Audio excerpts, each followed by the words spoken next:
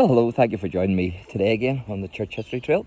You're very welcome to the programme, and we're continuing here down at RATHFARNHAM Castle, and you can see the duck pond there and the ducks swimming about, and some of them are getting a wee suntan there, taking it easy.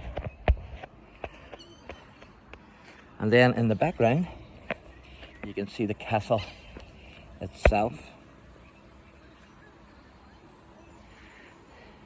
And of course the castle here was built by the Reverend Adam Loftus.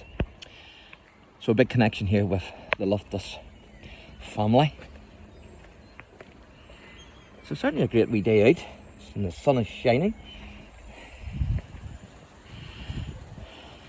And I've done a number of videos in the castle, and I've also done one outside of the castle, giving the history of the castle.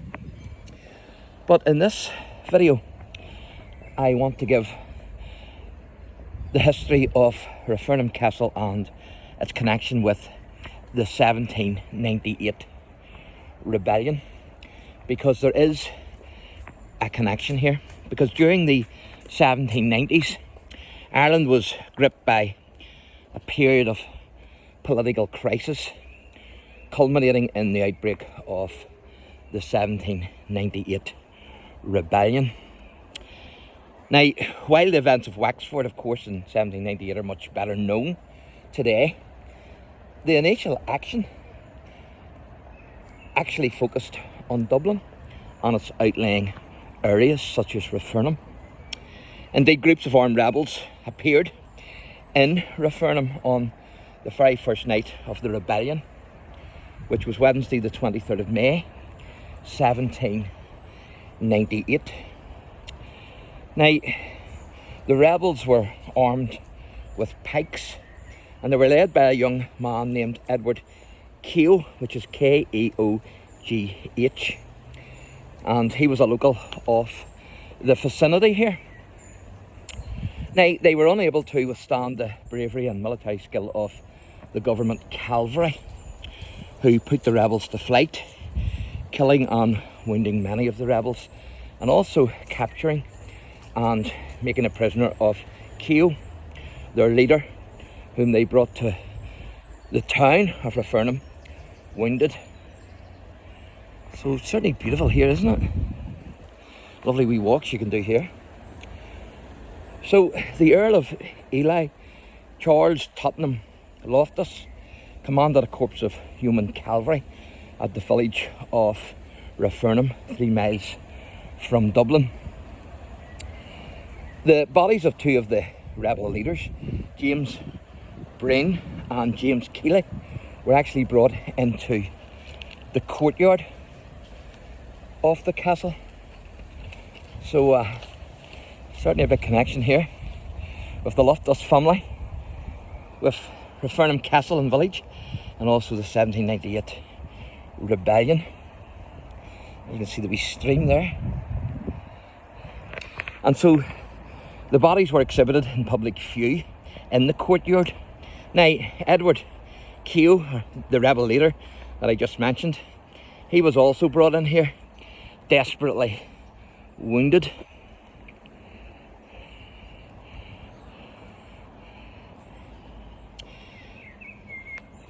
Leadwich and Wade, who were two deserters from Lord Ely's corps, or corps, as they say in America, which is actually the proper pronunciation.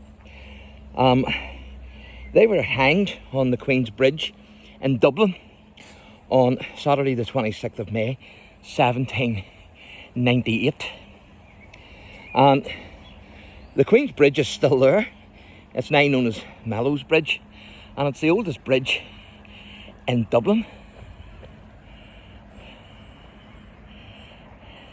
So hopefully at some stage I will do a wee video of that. Now, there was rebel activity a fortnight later here in RATHFARNHAM on the 9th of June 1798, when a detachment of Captain Beresford's corps patrolling near RATHFARNHAM engaged with a party of rebels who were on their way from Dublin to the Wicklow Mountains, and here you can see the castle. Beautiful, isn't it?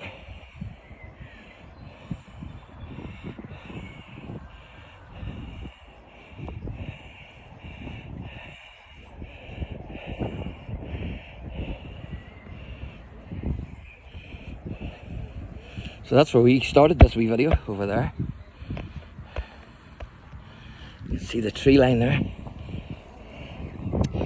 So the rebels were armed, and they had a green flag and green cockades in their huts. Now 3 or 4 of them were killed by the soldiers, and 3 more were hanged for firing after they had surrendered. 5 more were led into the town as prisoners.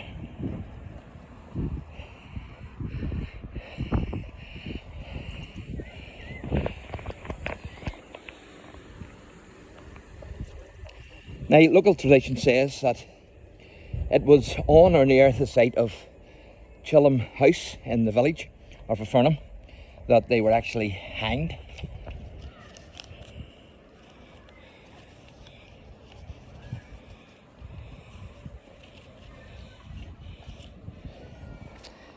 Now, the Act of Union and the closure of the Irish House of Parliament on College Green followed swiftly on the heels of the failed 1798 rebellion.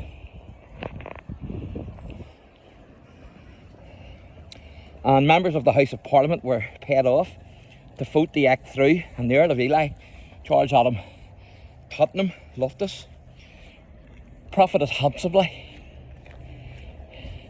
for his cooperation. He actually received £45,000, which would have been equivalent to millions of euros today. So he received this to vote in favour of the Union, together with the elevation in his title. And he ended his days as no mere Earl, of course, but as the Marquis of Ely.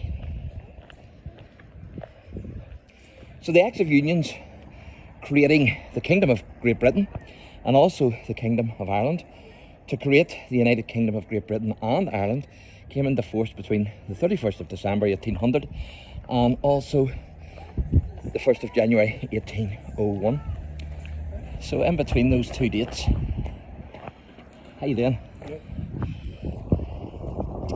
Now, Charles Adam Loftus was born on the 23rd of January 1738, and then he died on the 22nd of March 1806. So this is the courtyard where those bodies were displayed of the rebels.